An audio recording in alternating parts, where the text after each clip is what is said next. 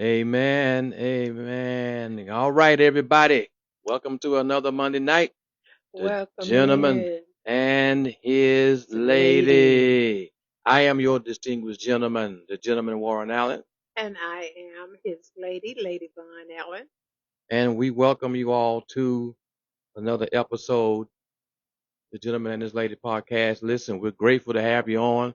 Now, I have been putting out the information that you need to be part of this channel in order to be on and be able to access our podcast. So Right. you have to be on and you have to follow the Gentleman and His Lady podcast Facebook page that we created months ago. And we are now airing every Monday night from here. We'll post to the page also from time to time. And you too, you are welcome to, if you follow us, hey, you can, inbox us and DM us. We still have the offer out there for topics that you want us to put together and discuss. Right. Option is still there. You just gotta uh, feel free to do so. So we are waiting on some of you to chime in.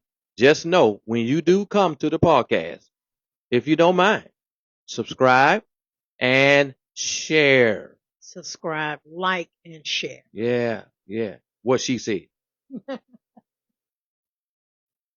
Yeah, so this is very important that you guys support us on this right here. Subscribe, like, and share because this could help somebody. Right, right. That is why we're here. We'll have some fun topics too. We laugh. Well, me and her, we laugh a little bit. Way. I think both of us got a little silly side. Uh, but we are open, very open to Suggestions. suggestions. The stuff that we talk about is not just pulling stuff out the air. We are intentional about what we bring to you.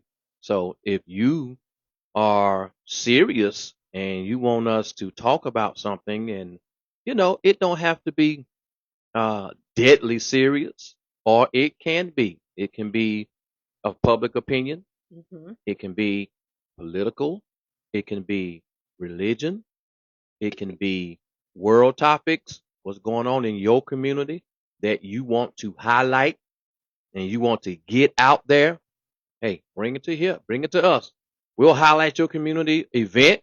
We'll make mention. We'll give you a little shout out. Just let us know. Okay? Yeah. All right. All right. Now, tonight we're going to be discussing I think is always and always has been a great topic to talk about. I don't know if this has been talked about enough. I don't know. Uh, but I know that I know beautiful. I know that for sure that it'll help because this kind of topic, if you look at the flyer, this kind of topic is designed to help you ladies. And let me make this disclaimer before I turn it over to this beautiful queen of mine, my lady. I know there are women preachers, and I don't have no problem with women preachers, okay? I do not. Not at all.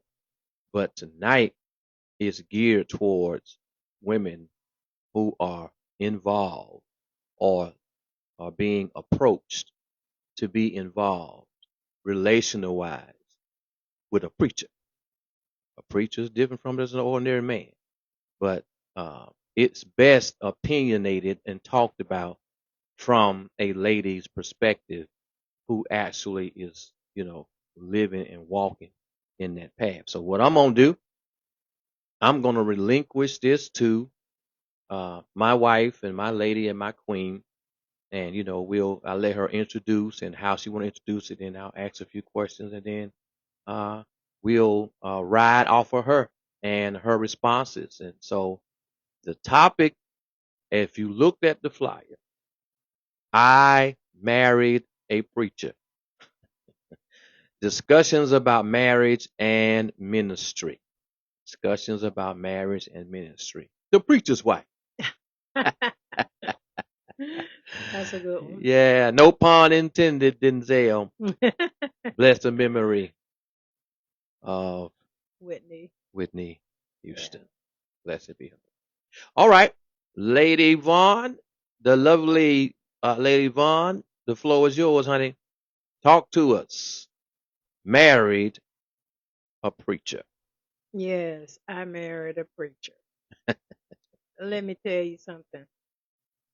Coming from where I come from, I would have never saw this coming. On up until uh, the same year that I met him, I never seen this coming. I never saw that a woman like me, could become a first lady. A woman like me could become a preacher's wife. That I didn't see that coming at all. And I'm gonna say this right here. It's more so as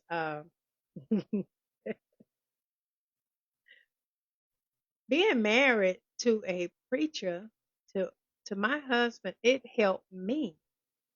It helped me as far as my salvation.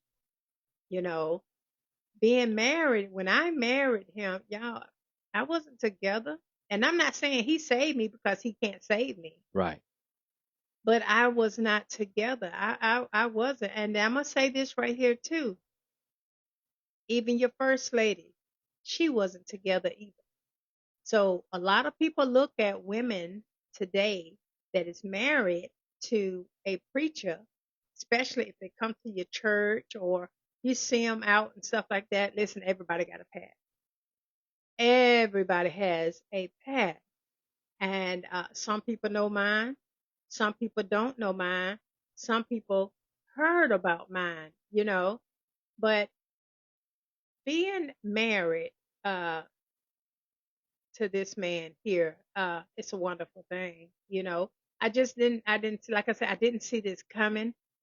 And I thought it was going to be hard, y'all. I seriously thought that I can't do this. I'm not saved. I wasn't saved when I got married. I was not saved. I don't know how to do this. But with the help of God, I had to turn to God, you know. And once, I gave my life over, then everything just started, falling in line. And I know what to do, the steps to take and stuff like that.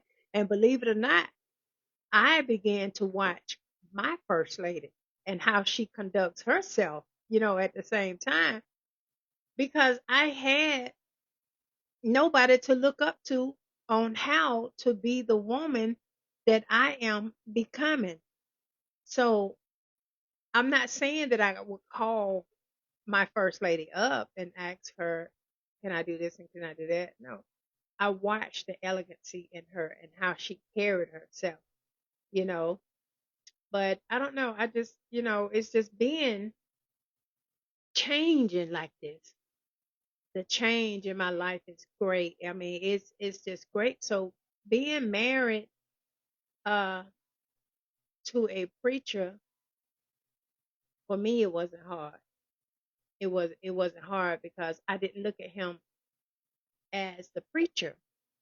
I looked at him as my husband, and I looked at him as being I submitted myself, you know.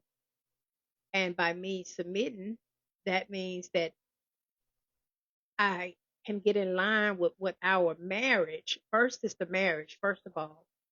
It's the marriage that helped me. So once I aligned myself up and we got to know each other and we know each other ways, and we became balanced in our lives. We had to have balance. So once we became balanced, as I became balanced with him and stuff like this, because this was all new. Hey, y'all, I was a DJ. Hey, I was doing it all. I come from that. Yeah. I come from the promoting. I was more on the party scene, if you will. You know, I was more on that right there part than going to church every Sunday and you know, I wasn't and to look at me today to see that I come 6 years ago from where I come from, even 7 years ago from where I come from, I never saw this coming. And y'all didn't either. And y'all didn't either. So yeah. What was it like for you to have a preacher even interested?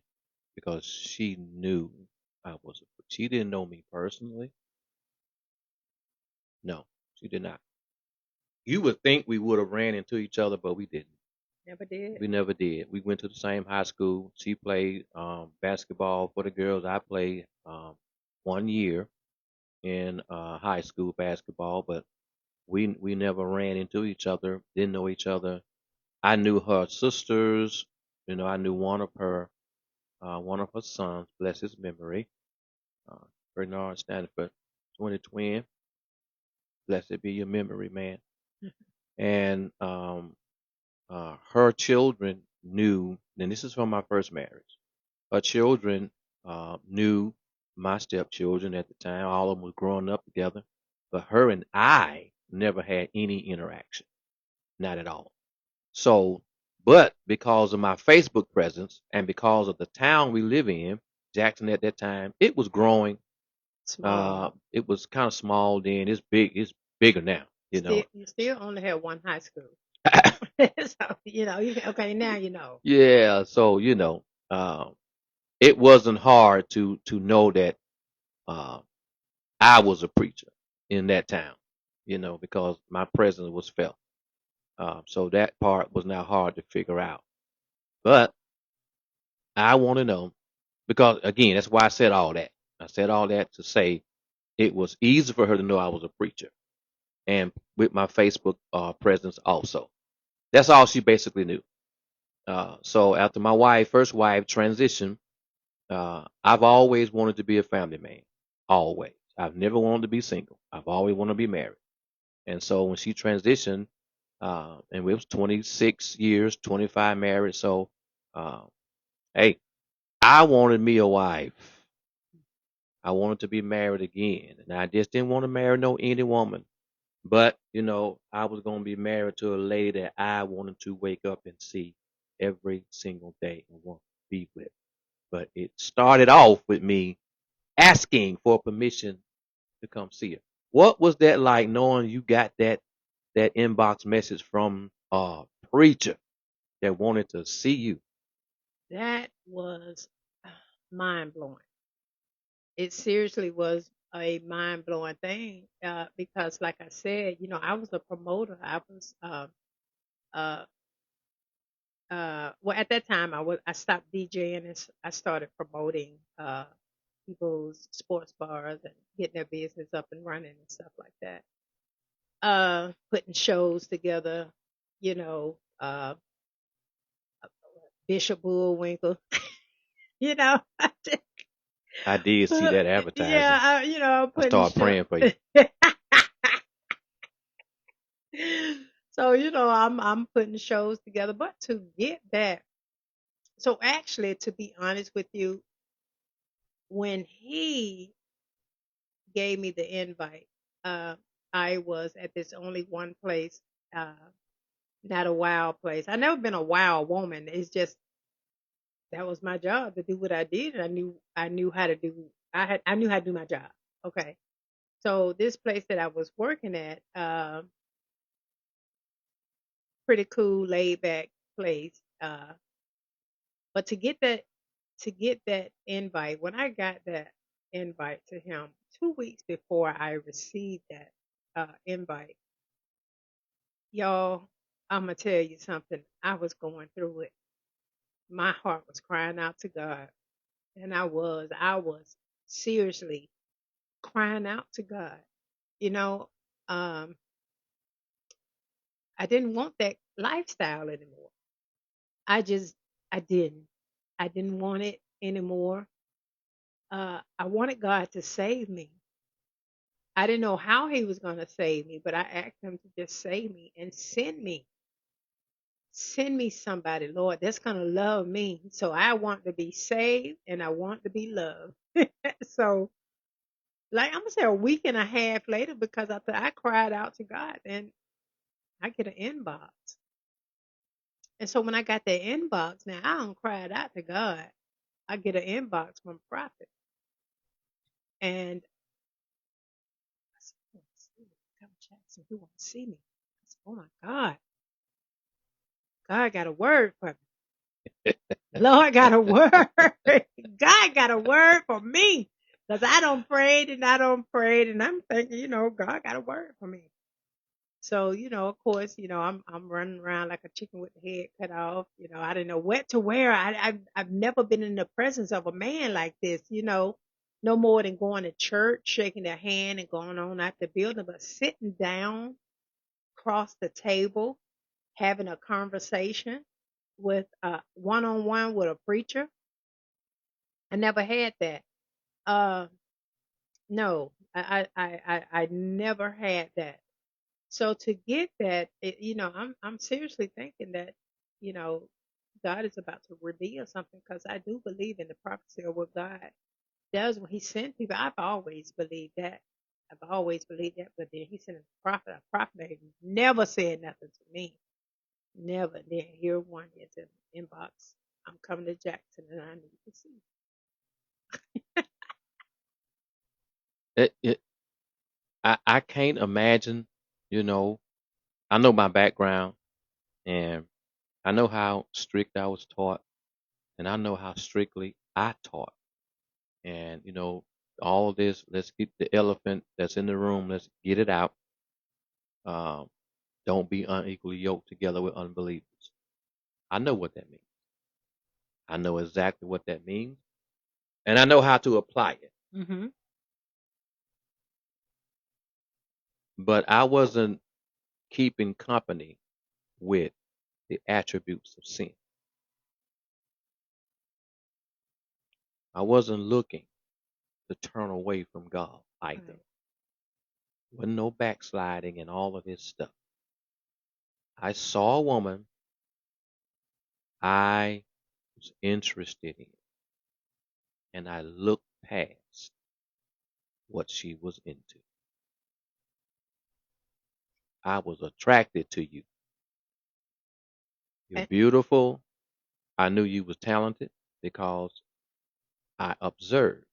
Now, before that, when I was married, I didn't have no focus on you, not at all. Wasn't interested, none of that stuff. I would see and I would like certain videos, certain ones I could not because I had to shoot. honey, I had a mouth. I had to slide by them. I So, had a mouth on me. but I also knew the tragedy of you having to bury, your son, Right. and so I knew that can be heavy on your heart, and I, offered to pray for you. But there was no attraction for me to reach out and try to holler at you and all this stuff. But after my first wife transitioned and closed her eyes, I looked at you from an attractive aspect. So, man, she is really beautiful. I said, wow, she's talented. I can't get with all that other stuff. I said, but man, if, I could probably deal with a lot of that because it ain't nothing that I ain't said myself.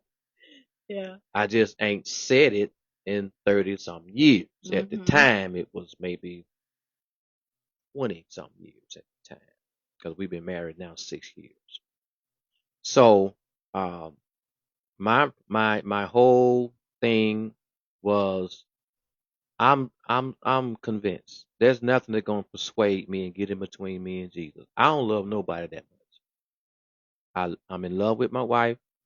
I love the children. I love the grandchildren. I love the Stanford family. I do.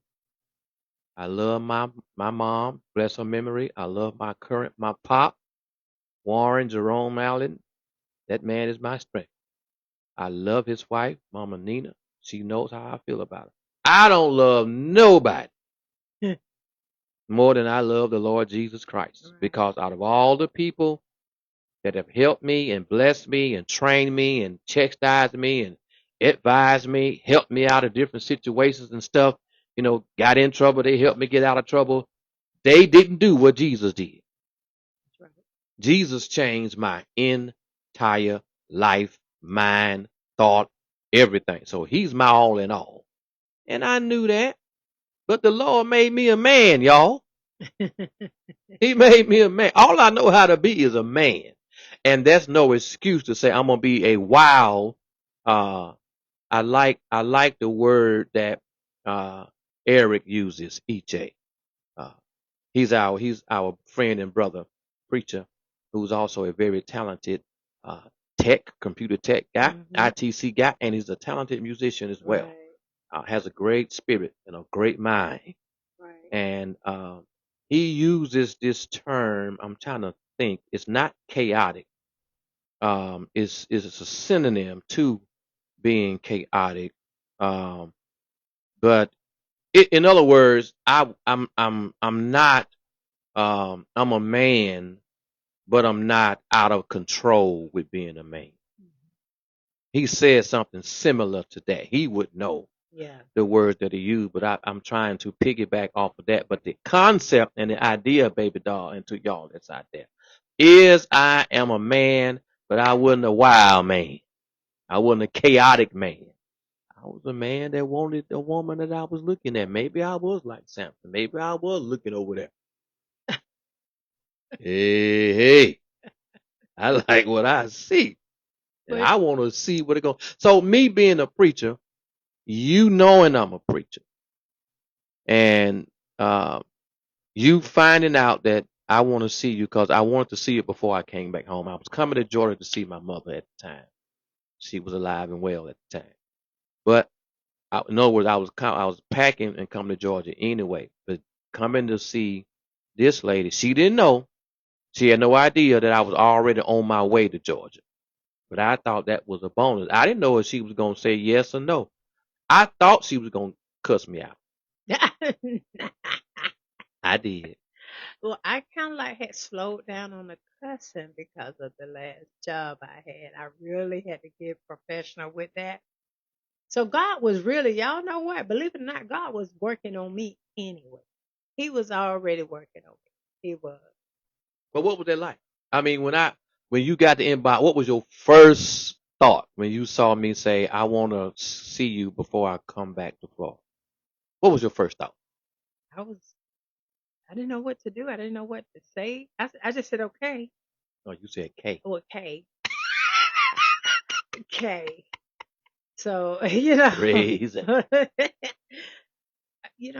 didn't know how to dress. I didn't know what. Listen, baby, when I tell you, I didn't have church clothes.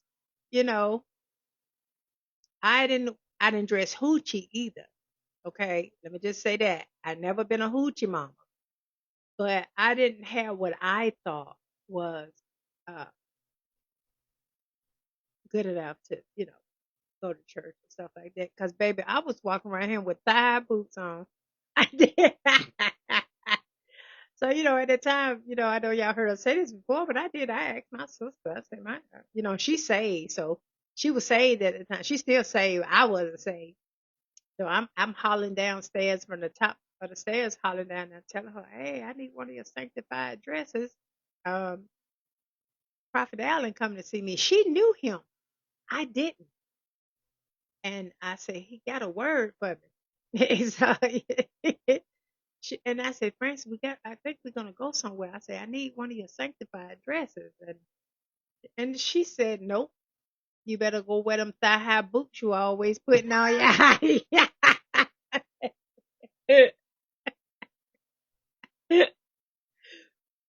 But listen, if I wore a thigh high boot, y'all, let me just clear something up. I didn't have booty shorts on. I had a nice skirt or I had some Yeah. leather pants on with a jacket that matched. It was just thigh high boots. I'm going to call them knee high boots because they didn't come with my thighs.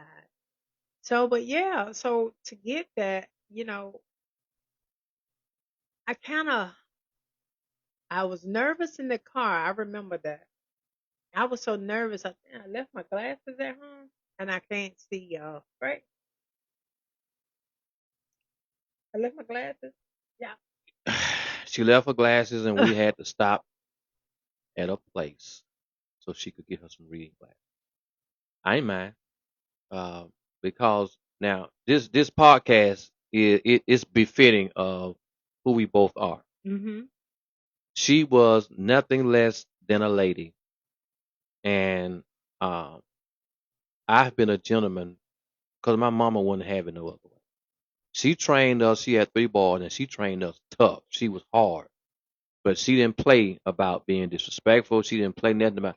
And we were players, we ran the women a little bit, but the aspect of opening up a door or pulling a chair out and allowing the lady to sit before I sit, not walking in front of her and not allowing her to walk behind me and walking on the sidewalk, making sure that I am closest to the street and she's not. These are things that I was trained. So this podcast, I was a gentleman.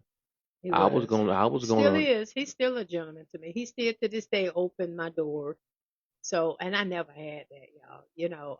And as we make it to the dinner, uh, on the way up there. Now, let me tell this part right here on you.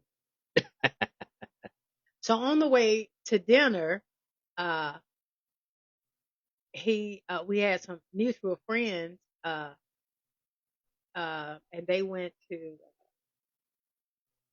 the grown folks. It's a sports bar called the grown folks. But I've been to the grown folks before, and baby, when I tell you drinking and you partying up and now, he said, "Well, let's go to the grown folks. I want to take you to the grown folks." I said, "No." I said, "You can't go to a place like that." I said, "No, no, you can't do that." I had enough respect for Right. him. I Excuse didn't me. know what kind of place it He was. didn't know. Had it been somebody else wanting to go to the grown folks at the time, then I probably would have been glad to go. But I was not gonna let this preacher go up in the grown folks, you know. And honey, because it's a party going on. Okay. So we ended up going to Juicy Crabs, and I'll never forget. It was December the 24th, 2019, our very first date. And to this day, we still celebrate, and we still go to Juicy Crab just to celebrate our first date. But anyway, so once we get into the place, y'all, hold on, let me tell you this right here too. Y'all know I have bad knees, so th- I'm on my pages, y'all, trying to get other people to let them know that we here. That's why you see. Okay. the date, y'all. Let me tell you about the date. Well, out of all the days, and it wasn't my knee, it was my leg, but my leg was hurting so bad, so I'm limping. Not like y'all see me today. This is when everything really started to happen to me, right? So my pains and aches was coming, and uh, it didn't bother him. You know, he still opened my door, took me out, and and we went out and we ate, and I'm looking around, because we just 2 cities up, and right, Yeah. we just 2 cities up from where we grew up at, and I'm like, somebody can see us. I don't know why I was thinking like that, but it didn't bother him, you know. And so we had our dinner. That night was beautiful. He was a gentleman, and he walked me to the door, and he left. But I can say back to these aches and pains that I was having on the first day. I do believe God knew. I know He knew. He had to deal with a woman, especially to go through a lot of stuff. And that's what my best friend, what did my best friend tell you? Ken. Yeah. Now she got a lot of problems. Got a lot of stuff. You You sure you want to marry my friend? Cause she got a lot to deal with. Yes, Candy. I want her and everything that comes along with it. I was a mess, y'all. I was a straight mess. I was a mess in my health, high blood pressure, diabetes, high cholesterol, arthritis. I was a mess. My sugar, my diabetes was terrible. You know, A1C was a 14. yes, yeah. That now you see. So I was in a mess when he met me, but it all goes back to this is how I know that God sent him to me. I know that this man right here was sent to me by God because God heard my prayers when I cried out upstairs. I was hollering and screaming at God. I was pouring out my heart. I mean, I was there. I was at the point to I just can't take this life anymore. I want to be saved. And I didn't want to be, y'all listen. I didn't want to be uh just going to church. I wanted to be saved. Wanted to know that I'm saved. I've been saved before. And me being saved back then, that only thing that I knew was to stay in the house and read my Bible. You know what I'm saying? I didn't go outside the house. That was me being saved. At the time I go to church, I go to church, I go to work, and I come home. I didn't mingle, I didn't do anything. I stayed in my Bible. I used to write poems. I stayed with my head down in the computer or in the book. And that was it, you know. But I wanted to be saved. And to tell you the truth, I never knew about the apostolic faith. I never heard of it. Mm. I didn't. I don't think I knew was uh, Baptist, which that's where I come from. That's my home church. Zion Missionary Baptist Church. I still love my church people. Uh, I knew about what is it? Holiness. Holiness. Holiness. Yes, I Yeah. knew about holiness. Heard of Methodists and all of that, but I never knew anything about apostolic. I never knew what apostolic was. I never knew that. And so that's how I know that being married uh, to this man, when God put this man in my life, I stopped looking at it as, uh, I couldn't look at it back then as I'm fixing to be a preacher's wife or I'm married to a preacher or I'm fixing to become a first lady. I couldn't look at it right then because I wasn't ready. I had to look at it as I had to get myself together. I had to I had to let God work on me. So once God worked on me and I became who I am today because even in 2020, 2021, I didn't have it together. And I still don't. I'm still not that nobody's perfect, you know, but I'm good enough for him, you know. And I love the woman that I have become, and not only have I become, but I am becoming. And so when this ministry that he's putting together, y'all, this is so new on me. Uh, I don't know how to operate in this kind of stuff, but God gives it to me. God shows me, and I listen to Him, and I know what His heart desires is. Uh, so I'm not going to be that woman that He's put in one way, which is towards Christ, and because I'm not understanding, I got to pull the other way. I'm not a selfish woman. I got on board. He's taught me so much. And see what I love about being married to a preacher is I got my own pastor in my house. Mm. So I can now not one time have I had to go to, not saying that I won't ever need to, but I never had to go to my bishop and ask bishop about certain things in the Bible. Now, if it's some things that I really need to talk to bishop about, I know I will. But right now, this is my bishop at home, my prophet, my pastor, my preacher, at home. And then if it's something else, then I thank God for that because I got a praying man. That's the thing. When you got somebody that prays for you, when you're in a relationship and you have a man who prays for you, I've seen times that I'd be laying down and I can feel him touching my back, and I know, and I can feel it that he's praying for me. So that's the most, when you have a man that can just pray for you. I'm not talking about just sit down at dinner and say grace with you. I'm Right. talking about a man who prays for you, who prays for your healing, who prays for your family, not just his family. He prays for everything that you are involved with. This man prays for me, and he's not selfish just about me. He brings my family into the prayers. So being married to him is the best thing God could have done in a marriage, was bringing this man in my life, uh, because I wasn't like this in my first marriage. I was nothing like this in the first, and I just thank God for you. Well, I thank God for you too.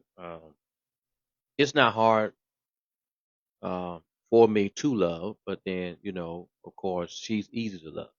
That makes a big difference. Um, Now, my next question, since you introduced it while you was talking, um, s- sometimes I can be pulled away from you for a lot of time outside of working. Hmm.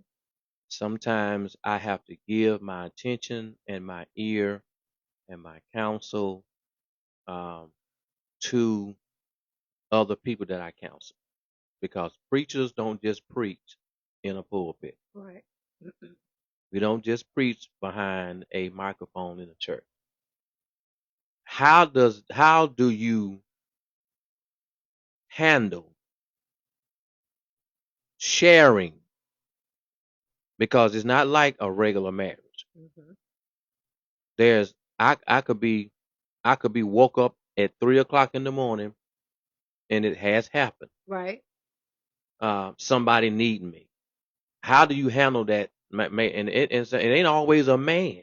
Right. I know. So how do you handle when I have to be pulled away, counseling a woman, counseling women, counseling a teenage girl, or older one, whatever? How do you handle me being a married couple, and it's me doing the counseling and not us doing the counseling? Right. It's them needing. How do you deal with having to share a preacher with the rest of the world? Well, to be honest with you, uh, now when we first got married, see, these are things that I didn't know came with this marriage. So when we first got married, he was people were calling him, and it was more of a lot of women that called him. And I know the devil tried to, you know, steer me a different way with my insecurities and stuff like that, but I had to rebuke that spirit. And so I had to know and trust him. So with him, and believe it or not, I share him with people on the phone. I don't share him. Don't have to share the bed. Ain't gonna happen, Cal. Yeah, so I share him with uh, people on the phone who need him, and I had to understand that because as time went on, I got my own ministry on my phone now. Because he had to listen to me, I had to minister to people too. Because a lot of people look at the person who I used to be, and so I let my light shine. you know. And so when my light is shining, I let my light shine so that meant people can come to me and they can talk to me because they want. I've had people ask me, how hard is it being saved? It's not. It's the easiest thing you can do. You don't have to worry about trying to clean yourself up. God gonna clean it up for you, you know. So me sharing him at first, I was like,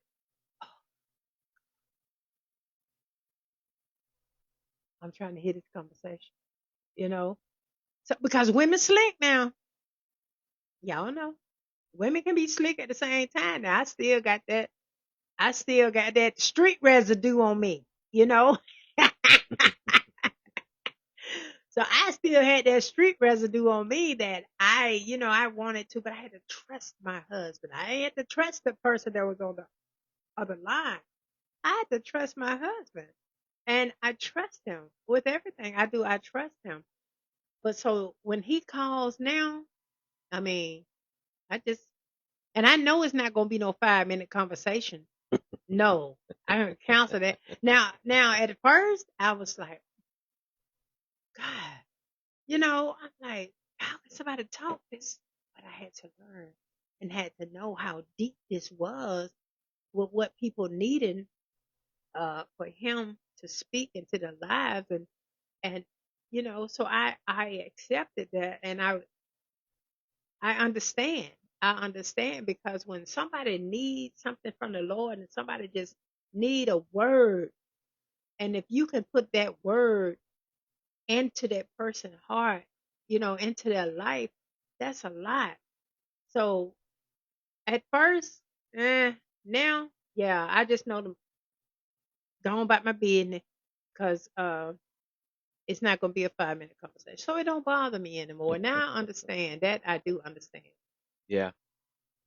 Cause it can be it now. The reason I'm asking you these questions is because which is why we even got this subject tonight. Because there's probably a young lady just like you, Hmm. and there's a preacher that's interested, Right. right? And she already trying to scramble. Now, to those of you who are mature and you are, actually expecting that type of a man and you don't even want no other kind of man in your life, you actually are desiring to be married to a preacher. Well, this conversation is not really geared towards you. You can join it and you can, give your input or whatever the case may be.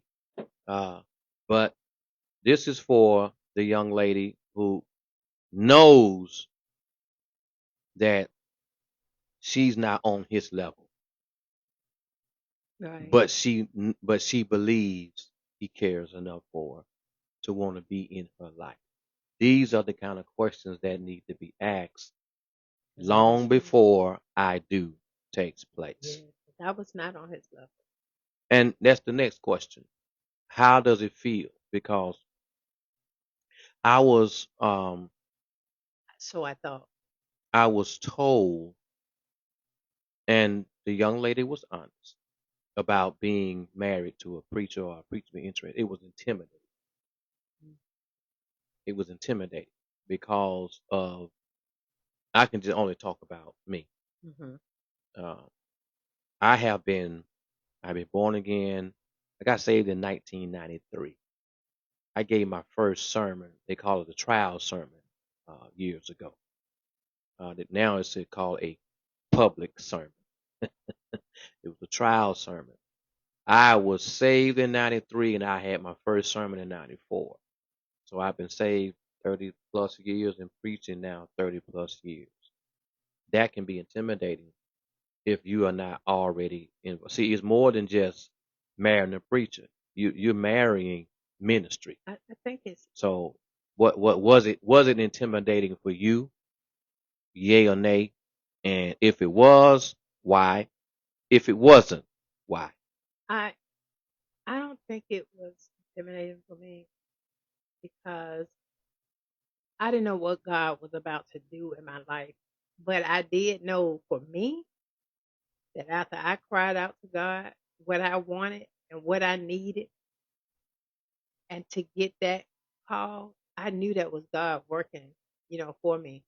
Uh, was it hard? No. It probably would have been if I had a stayed in Georgia, you know. Uh, but when he took me away from there and we got in, you know what? Thank you, Jesus. I look at this right here. God works in mysterious ways. I look at this right here. I cried out to God.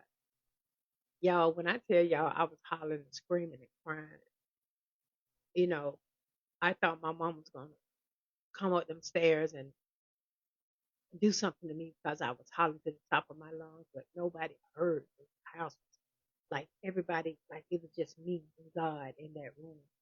So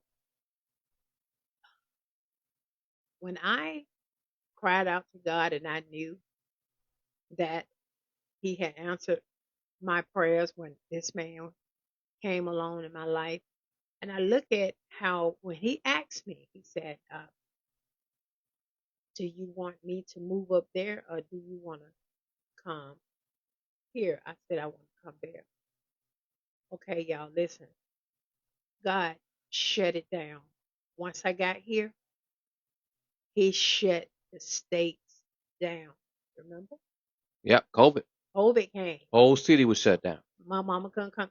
Listen, for the wedding, it was I remember Bishop asking how many people do you have? I had 75 or more people coming. Couldn't have but 50 people, you know. I had 75 or more people coming, but guess what? God shut that down because the only thing that was for the majority of the people that was coming was to only to see for themselves, to go Yeah. back, and talk about it or send somebody down now and see what's going on. Don't forget to take the pictures and stuff. God shut it down. God shut it down and gave us He put us in a bubble. Hallelujah. God put us in a bubble. I mean, from the time, as a matter of fact, He had to come and get me early because we was not supposed to have got married that fast. He had to come and get me early. Before the city shut down. Right. So He came and got me, and we just, I think we talked to Bishop, and we were just going to go on and do it. Right. So when He came and got me, the wedding was an intimate wedding. There was nobody there no more than the first lady and a few of the preachers and stuff like that. There was nobody. Everything was in a bubble. So for a couple of years, I lived and I needed it. I did. I actually needed to be in a bubble. I needed it to be in a bubble uh, with my husband, with my new life, getting to know Jesus, getting my one on one with Jesus with no distraction, you know. So God put me in a bubble, and what's that, like a cocoon? A cocoon. He put me in a cocoon, and then look at me today. I am a beautiful butterfly that has spread my wings, y'all, and I'm still spreading my wings, to be to become a better woman, as a woman of God and as His wife and His first lady. Okay, so but yeah, God put us in a bubble. Well, it still can be intimidating for some. Yeah. Now, when I say intimidating, I want you to speak to uh, the anointing on the preacher's life, the revelation, knowledge, and understanding, the charismatic ability to declare God's word across the pulpit, on a live. Because some women are married or looking to marry, and that's kind of like draw back because why? I don't have that. I don't even have a desire to do that because not all women recognize they were in a bubble. Right. Not all women who are interested in the preacher recognize that God has saved them, right? He has saved you. You baptized in Jesus' name. You got the Holy Ghost. All right, now you still married to a not a quiet preacher, not a loud preacher, but I ain't laid back when it comes to ministry. I am full nose dive into this, right?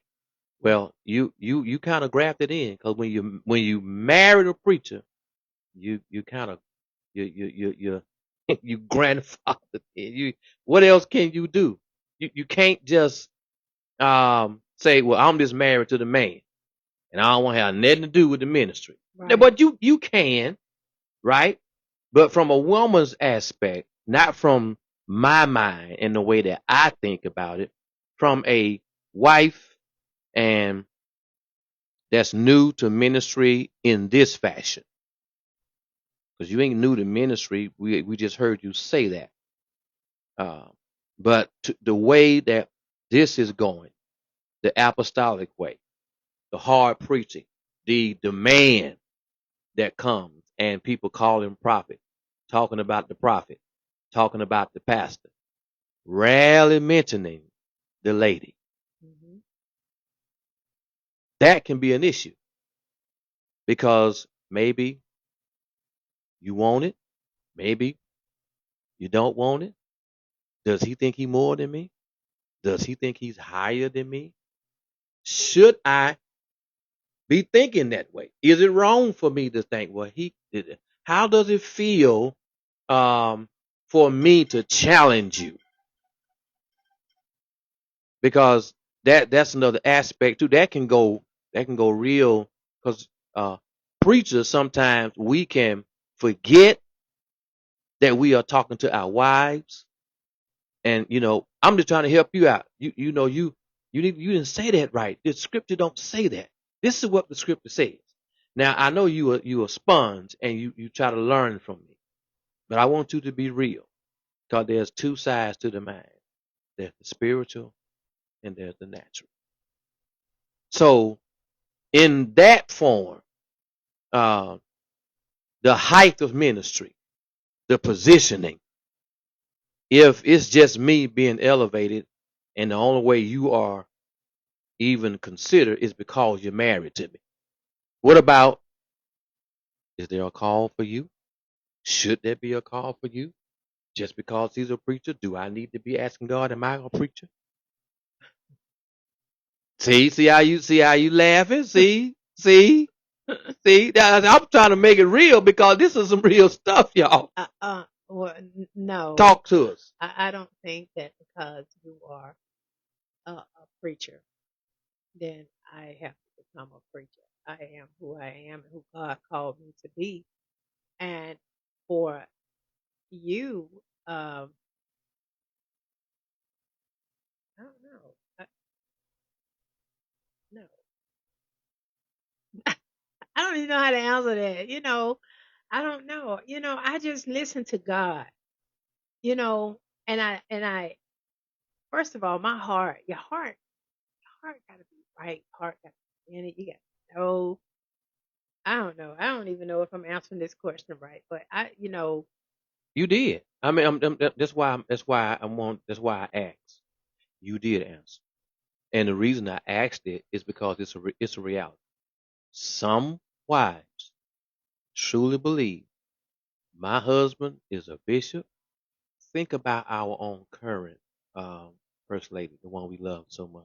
yeah. Her husband is he was elevated, the Honorable Bishop Arden L. Luster. He was a suffragan bishop, Hmm.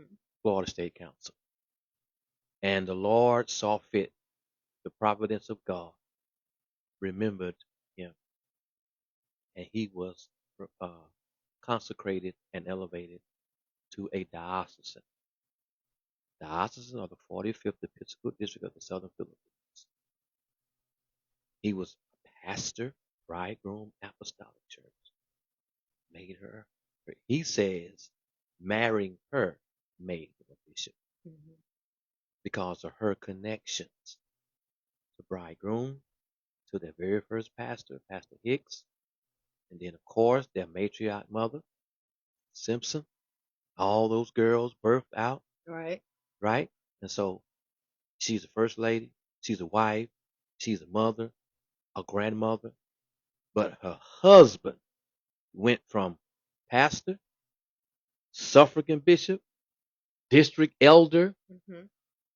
leader of the Sunday school, to now he got way more promotion accolades than that. I'm just kind of nipping it in the bud. Right. Uh, and now he's elevated to a diocesan of the 45th Episcopal District of the Southern Philippines. Imagine what's going on in her mind as far as the demand. that's on her husband now. Does she feel like she need to do what you feel? How would you feel if that elevation just hit me from where you are right now to more responsibility?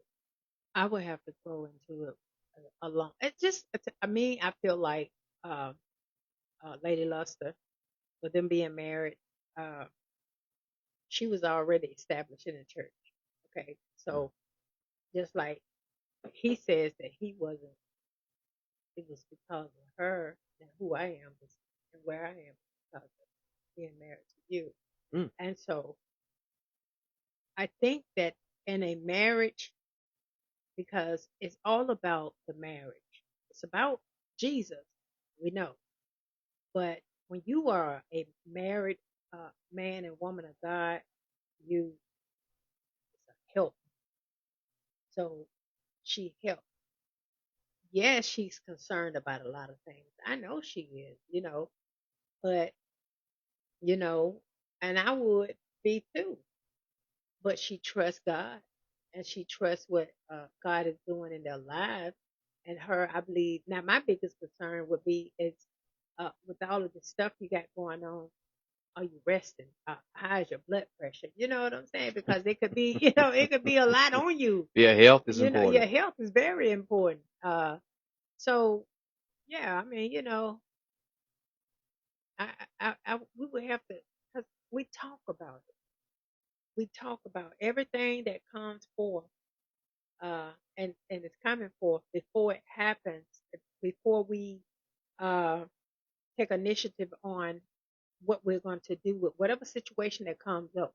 We, as a married couple, we talk about it, and then we, as our uh, church, as our fire of the bridegroom, Hmm. this is what we do.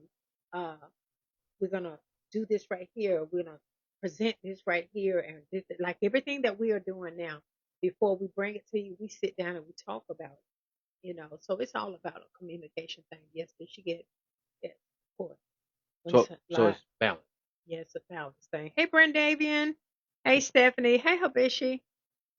So It's a balance. it's a balance because now just to go all the way back.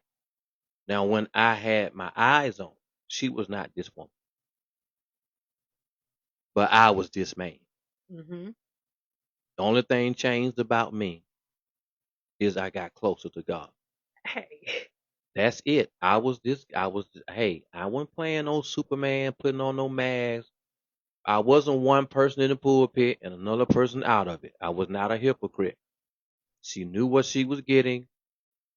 I had to allow her to um, be comfortable in her own skin. I didn't preach to her. I was like, I didn't give her no tracts. right. I didn't give her no flyers.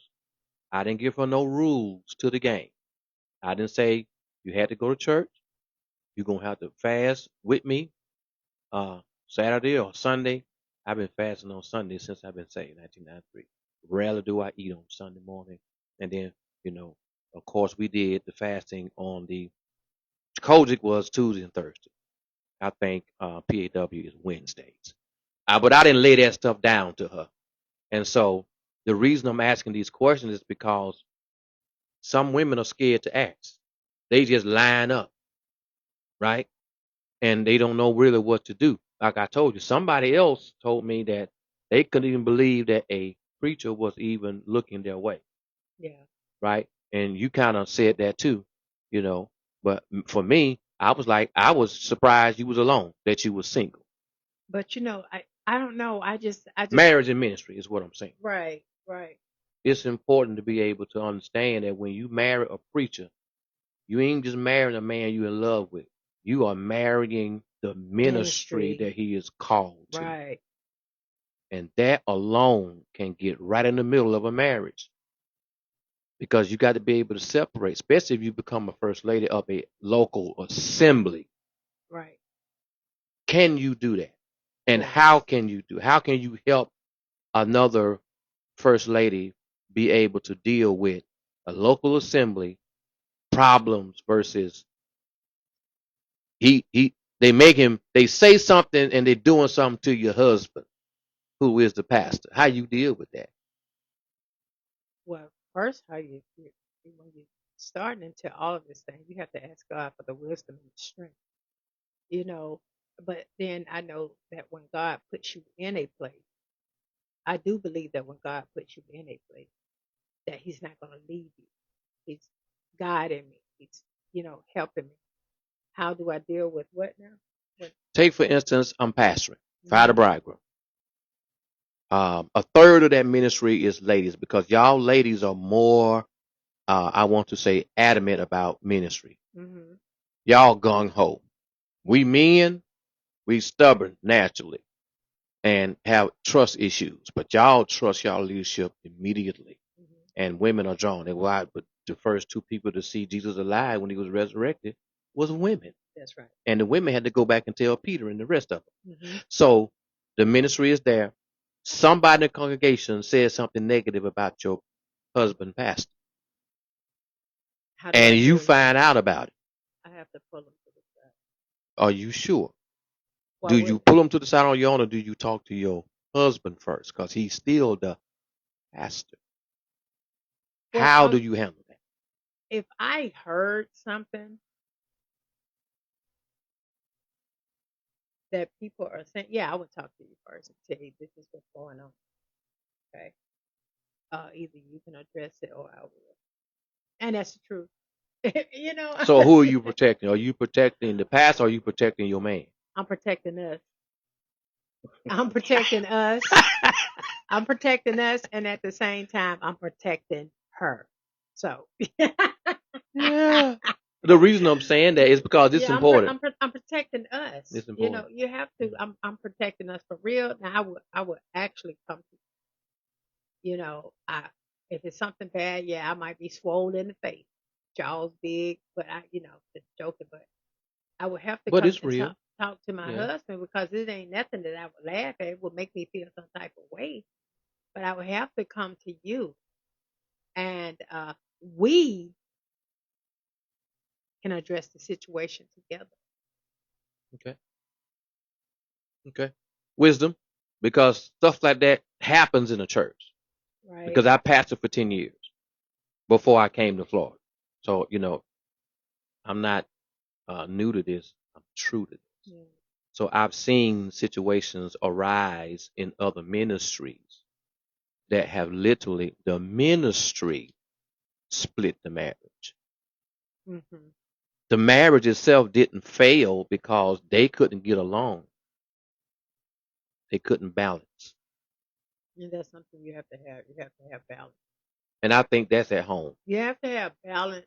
Before you go into that, I think the marriage itself, like you were saying a few moments ago, how we communicate before we apply whatever it is we talk about. Mm-hmm. If the marriage is tight Okay. and we got boundaries, Right. the congregation had to respect the boundaries of the marriage. That's right. We are your pastor. I'm your first lady, but we are married. Mm-hmm. So there are boundaries. But sometimes there are some ladies, baby doll, they don't know how to separate it because the first time something jumps off, she's in protect mode. And it ain't wrong. She's supposed to do that. She's supposed to do that. But I like the way that you said you would do it. Yeah. I don't think you should ignore it because, well, I'm afraid that's pastor and I don't want to say nothing. I don't want him to feel like, he can't handle it. Uh, and there'll be some situations where it calls for just the pastor to handle. Right, right. And then there'll be some situations that it calls for all of the first lady. For all of the first lady to be able to take care of. Yeah. It's all about, and I think we both would understand. Okay, that's not I can hear you now, baby doll. You handle that. You handle that. That's something that you need to handle. Because you told me that before. That's something you need to handle. You Right. handle it, and you just tell them in a certain way. But when he tells me to tell him in a certain way, he know me. He know me, honey. That residue I don't have it no more. That residue will try to start rising Yeah. on up, but Yeah. Allow him. like I used to say, I tell them in a nice, nasty way.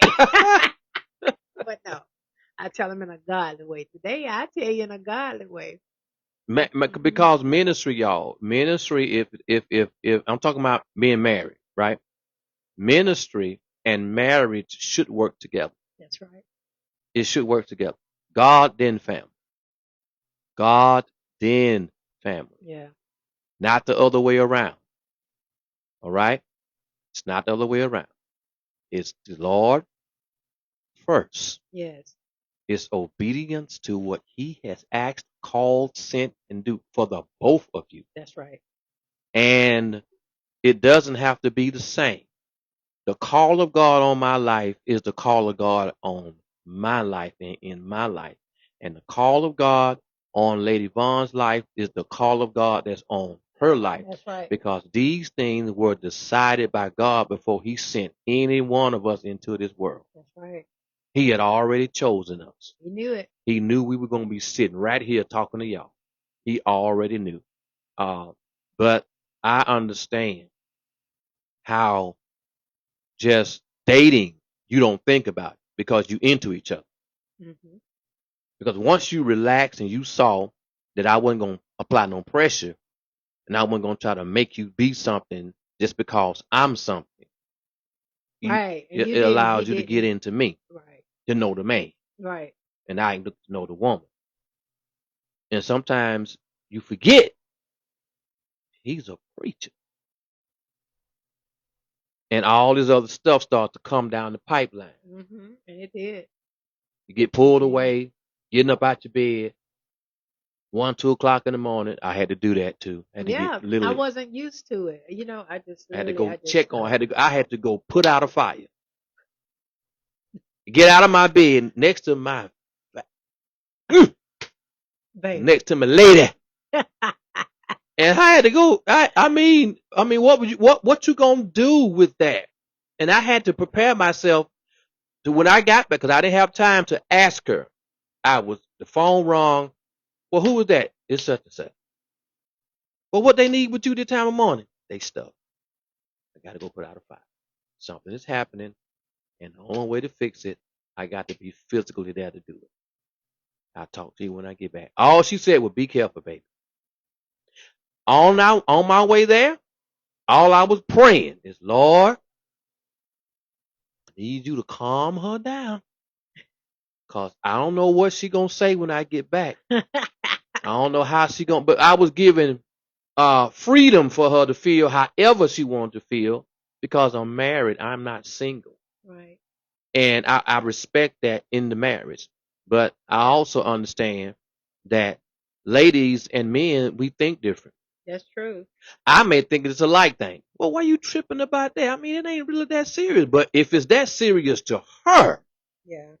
then I need to humble myself and then consider that's my wife. Right. She's worried about me being protected. She know I ain't no, I ain't no whoremonger, but I ain't no Superman neither. I'm flesh. So she wants to, baby, you might need to watch that. Okay? She said, what do you? Oh my God, I got to fight. Yeah. Because listen, because we know, ladies, we know the flirtatious talk, the flirtatious walk, the flirtatious move. You know, we pick that up when he could be just innocent and doing what he's come to do, but there's still some women just get the thrill of calling you or pretending they want stuff and stuff. Yeah. It's a flirtatious thing at the same time. So I okay. I was prepared. I was going, I didn't know. I ain't saying I didn't know my wife, but what I'm saying, she ain't never been in this situation No, I before. had. I had. She ain't never been in and had to just have her man get out the bed and go that time of the morning and get in a vehicle and leave.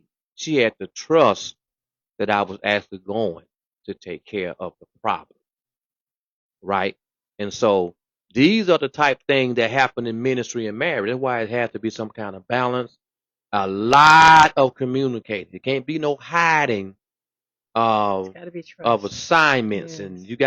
I had to tell her who I was. I had to Yes. explain to her who I was, call on my life, what I had to do, what I had to accomplish, all of this stuff. And it is, if you're not careful, if you're not careful, because some folk came on a little later, if you're not careful, you will be in divorce court, and ain't nobody committed adultery, ain't nobody fighting physically, putting harm on you. You will be in divorce court, and church will be at the center of why y'all could not reconcile. Irreconcilable. I don't even want to talk about it. But that's differences. But that can happen. That's why you need to listen, woman. If you're a preacher, it's a lot to deal with. It is. It is a lot. It's a lot to deal with because I can be a handful. What about when I'm burnt out? When I preached and prayed, fasted, laid hands, made visitations, counsel, and I'm tired, and now I got a little snippy little, comebacks and stuff because I need to sleep. Hmm. I need to rest. Are That you gonna start an that's argument because he no. kind of That's when I come in. yeah, When you come on. need your rest, and you've been going and going and going. He can't, y'all. He's tired. He let him sleep. I tell him you called, but no. Well, how do you deal with if me coming home or in the midst of it and I get smart with you, short, or I cut you short when you ask me to do something that I'm normally doing anyway, but this time I'm like, oh, You don't because do that. You, but she fronting. I'm trying to you stop her don't do from. that. I'm trying to stop her from fronting because I ain't did it. Don't mean I can't do Well, it. we'll cross Or that bridge when you get there, but he don't no, do that to no, we me. ain't crossing no bridges because ain't no bridges built. We live.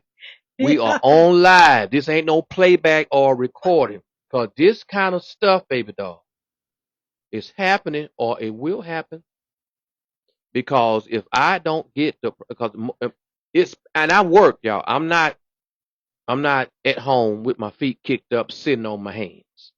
I'm in and out this house sometimes 7 days a week, plus what I do in ministry. So I am going to be aggravated from time to time and not going to deal with certain stuff, Yeah. right? I'm going to just go in my room and not be bothered. And she ain't going to tell me that if she need my attention and I But go you know, in, when you do come home and you tired and I give you that. but what I'm saying is, what if I get snapped? What if I snap and get smart? How do you deal with that? Knowing that your man is a preacher in ministry and he's working and he come home because some women I ain't gonna can't have ain't answer gonna. that. I can't answer because it haven't happened to me. Well, how would you handle if a woman in your church came to you and said that's what's going on in her home? How do I handle How do you talk tell? What do you say to her? that her husband If snapped she's on her? married to a preacher, he ain't resting, and she said, "Well, he don't. He need to rest. He need to sleep. Cause when he don't, he just talk to me any kind of way, and I be want to go off on. He make Well, me sick." I would just give him that space. Give him that space. All right, I'm gonna leave you alone for right now, but we're gonna talk about it. That's And what you would tell her. yeah, I Okay. mean, you leave him alone. Leave him alone. And before you could talk about it, he'll probably realize that he came to you the wrong way anyway. You know what? I'm sorry because you have said that to me, baby. I'm sorry for talking to you. You know, but I can't remember you just, but you have. It has been a time that you came and you said, "I'm sorry. Uh, I had this on my mind and this is going on and stuff like that." So I would just say leave him alone. Let him get some rest. Let him whatever happened, let that bypass. And then once he's refreshed, then you guys talk about it. And after you talk about it, he'll know not to do that again. Cause if you do, That's the one I know. Yeah. So it's important, y'all. It's important. You need to know what you're doing as a young lady when you have a man of God that's interested in you. You need to know what you're getting involved with. You need to be able to handle it. It may take time. It may take a little time for you to get accustomed to that kind of a relationship. But you're gonna have to know ahead of time that he gonna be shared with the world. yeah. And ladies, if you are anything like me to come into a marriage like this, uh, you're gonna have people that's gonna talk. They're gonna talk anyway. Know who you are. Just know who you are to him and know who you are to yourself, regardless of what your past is. Everybody has one. Just know who you are and what God is calling you to do and who you to be. Just stay focused on that right there. And don't worry about the noise in the back. Sometimes you just got to drown out the noise in the back. So you know how they say this is for the people in the back? Your silence and ignoring all of that. That's for the people in the back. Excellent. People gonna talk. They're not gonna always agree with your choosing, but that's who you want to be with. Right. You got to live with that person. They don't. But people do talk, especially matchmakers. He don't need to be with her. Why he with her? Why she with him? Ain't none of your beeswax. You love it or you don't love it, Right. but you won't stop it. That'll just be your little sidebar. But like as she said, you have to know and be confident in who you are, That's right. and this is the person that your heart is drawn to. And if both hearts are one, and y'all are in agreement that this is going to be going forward, if we're going to make a relationship out of this, focus on the will of God because you want to make sure He's pleased. Right. Because if He's not pleased, it ain't going to work. It's not going to work. No. He has to be pleased. You have to understand what you're doing, lady, who you're married to. Preacher! You have to understand that you're marrying somebody that don't know anything about ministry. And you can't force ministry on her. You have to let her grow into it and make That's a right. decision and respect her decision. If she just wants to be a first lady that wears her hat, that dresses nice, that advises every now and then, and she don't want to do nothing else, don't put nothing else on her. Let her be that to you. Right. The congregation will love her. And if she wants to be a helpmeet and help you in ministry, women conferences and women prayer calls and prayer line and dinners and these type of things that ladies do together, let her do that. Yep. But you find that out through communication. That's right. All right. Communication is key We to hope y'all everything. enjoyed. Some of y'all came on a little late. That's why we Hey, extended Audrey. it. Who? Audrey My Barlow. cousin. Hey, cuz. First lady. Married to a preacher. Just became married to a preacher. See? Yeah. So you can go back and look at the playback, all of y'all who didn't see the whole, because you need to go, you just came on, you need to go back and look at it from the beginning to the end. I'm sorry. Not just became married to a preacher, but he just became a preacher. And now she is also considered a first Preacher's lady. wife. Yeah. So Even if you're not a first lady, that's you're a right. preacher's wife. Yep. You are a preacher's wife. And that's wonderful. That's good. All right. We extended our time because y'all came on a little late. We encourage you all to what? What you say? Subscribe. Oh, like, share, uh, subscribe. All right. Make sure y'all subscribe to the page. All right. The Gentleman and His Lady podcast. We'll see you all, Lord's will, next Monday night, 7 o'clock p.m. Look, turn on your notifications so you don't come on late. If you turn your notifications, if you don't know how, find you a young person. And don't forget if you have a topic that you really want to hear discussed, I wished I had Yolanda, a friend of mine, Yolanda.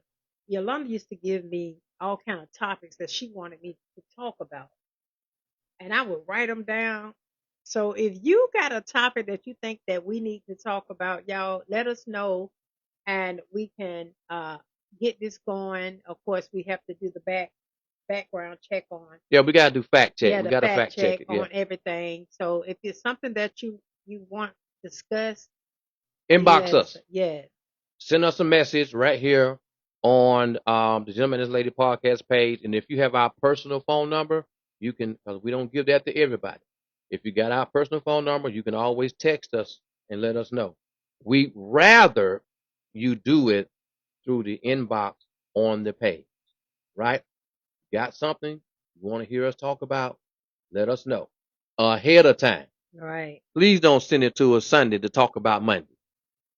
That's right, Audra. We need it Audra said ahead of 10 time. years plus. We need it 10 years. Okay. Yeah. Praise the Lord. Century. All right. God bless you. Until we see you next time, I want y'all to be blessed and be strengthened in Jesus' name. Peace. One One. love.